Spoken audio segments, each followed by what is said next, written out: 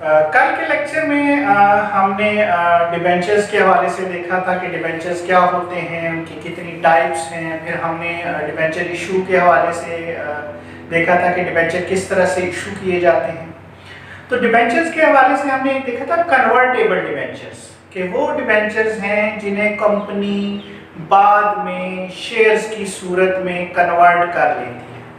तो आज हम कन्वर्टेबल डिबेंचर्स का एक न्यूमेरिकल सॉल्व करेंगे कि पहले डिबेंचर कंपनी इशू करती है और बाद में उन डिबेंचर्स को कंपनी जो है वो शेयर्स की सूरत में कन्वर्ट कर लेती है। Vaqt Limited issued 6,012% debentures of ₹100 each at 105 on 1st January 2014. इसका मतलब है कि ₹5 जो है वो प्रीमियम होगी। तो पहले आपने डिबेंचर्स में पार वैल्यू लिखनी है। 6,000 डिबेंचर्स हैं, 100 का एक है तो 6 लाख रुपीस हो गए। 6,000 डिबेंचर्स हैं और एक डिबेंचर पर आप ₹5 प्रीमियम ले रहे हैं, तो 6,000 इंटू 5 30,000 जो प्रीमियम का हो गया। और टोटल जो आपके पास आपके बैंक में पैसे आ रहे हैं वो 6,30,000 रुपीस जो है वो आपके अकाउंट में जमा हो रहे हैं। तो ये डिबेंचर हमारे इशू हो गए। The debenture holders had the option of converting within 1 year debentures into ordinary shares of ₹100 each at ₹125. Company ने ये ऑफर दी है कि अगर एक साल के अंदर अंदर डिबेंचर होल्डर चाहते हैं तो वो उन डिबेंचर्स को शेयर्स में कन्वर्ट कर सकते हैं। अब जब वो शेयर में कन्वर्ट होंगे तो किस तरीके से होंगे कि शेयर ₹100 का होगा, लेकिन कंपनी वो इशू करेगी ₹125 का। पार वैल्यू ₹100 होगी।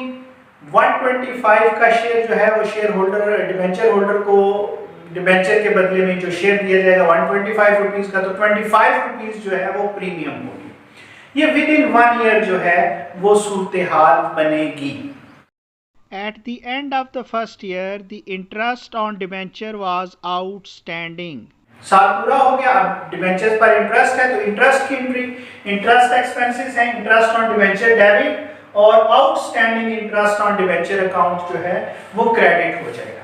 अब इसकी कैलकुलेशन आप देखेंगे कि जो डिबेंचर्स हैं हमारे पास वो 6 लाख है, रेट ऑफ इंटरेस्ट 12% है, तो 6 लाख का 12% लेंगे आप।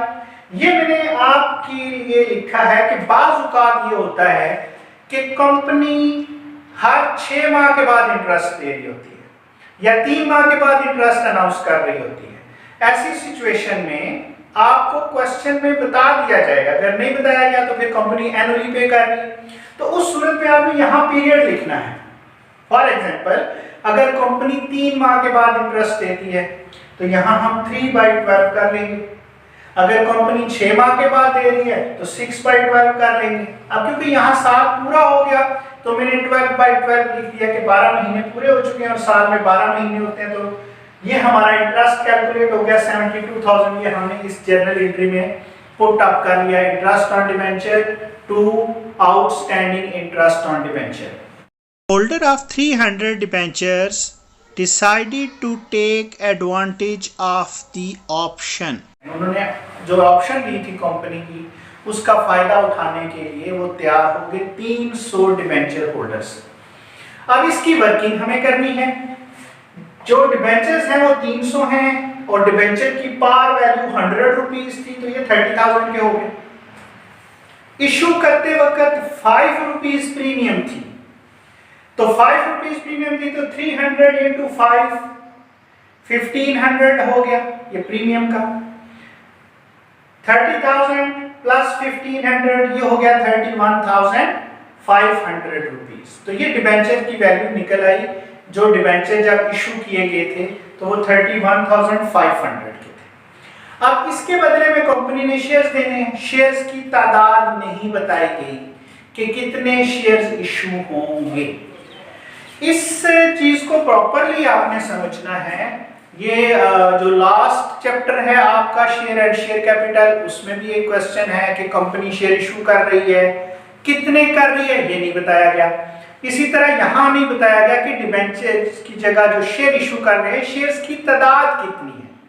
तो ऐसी सूरत में जो भी वैल्यू होती है जो जिसके बदले में शेयर इशू किए जाएंगे, जो वैल्यू है इसको हम यहां पे हमारी वैल्यू आई है 31,500 रुपीज।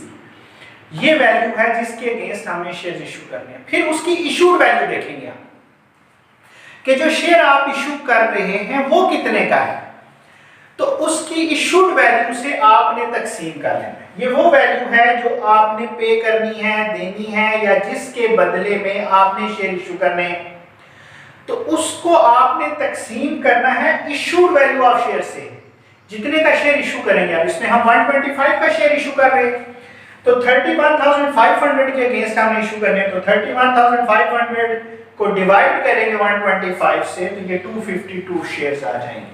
मैं दोबारा रिपीट कर देता हूं ताकि बात आपको अच्छी तरह से समझ में आ जाए कि जब भी आपने किसी भी वैल्यू के अगेंस्ट, ये लॉन्ग टर्म डेट्स के अगेंस्ट शेयर्स इशू करने हैं, या हमने किसी से कोई बिजनेस जो है वो एक्वायर कर लिया है और उसके अगेंस्ट हमने शेयर्स इशू करने हैं, तो वो देखना वो वैल्यू कितनी है जिसके अगेंस्ट आपने शेयर्स देने हैं। लॉन्ग टर्म के अगेंस्ट देने हैं तो लॉन्ग टर्म की वैल्यू कितनी है, बिजनेस परचेज किया है तो उसकी जो पेमेंट करनी है उसकी वैल्यू कितनी है, उस अमाउंट को आपने डिवाइड करना है इशूड वैल्यू से, पार वैल्यू से नहीं। ये ध्यान में रखिएगा कि पार वैल्यू से तकसीम नहीं करना, आपने इशू जितने का शेयर इशू कर रहे हैं, अगर प्रीमियम पे कर रहे हैं तो प्रीमियम ऐड करके जितने का शेयर होगा, 100 का शेयर है, 25 रुपए हम प्रीमियम ले रहे हैं तो 125 जो है उससे तकसीम करेंगे।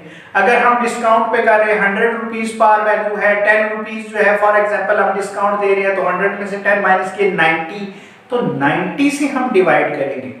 तो जब भी आपको नंबर ऑफ शेयर्स या नंबर ऑफ डिबेंचर्स नहीं दिए और आपने मालूम करने के कितने इशू करने हैं, तो जो वैल्यू है जिसके अगेंस्ट आपने वो डिबेंचर्स या शेयर इशू करने हैं उसको आपने इशूड वैल्यू से तकसीम करना है। जैसा कि हमने यहाँ पे कर लिया है, 31,500 वैल्यू आई थी डिबेंचर्स की, इसके अगेंस्ट हमें शेयर इशू करने हैं तो 125 से तकसीम किया तो ये हमें 252 शेयर्स, तो तादाद हमें मालूम हो गई 252 शेयर्स इशू होंगे। ये क्वेश्चन में नहीं दिए हुए थे, हमने मालूम कर लिए कि 300 डिबेंचर्स के अगेंस्ट 252 शेयर्स इशू होंगे।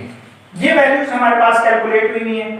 यहाँ पे डिबेंचर की वैल्यू हमने निकाली हुई है, पार वैल्यू 30,000 है, डिबेंचर पे प्रीमियम जो है वो 1500 थी।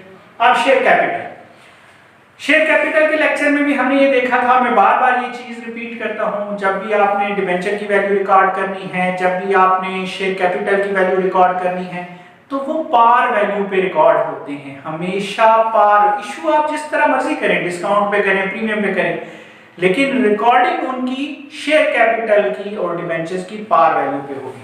तो यहाँ ये शेयर कैपिटल 252 शेयर्स हैं, 100 रुपीज का एक शेयर इशू हो रहा है, मल्टीप्लाई किया तो ये आ गया 25,200 रुपीज।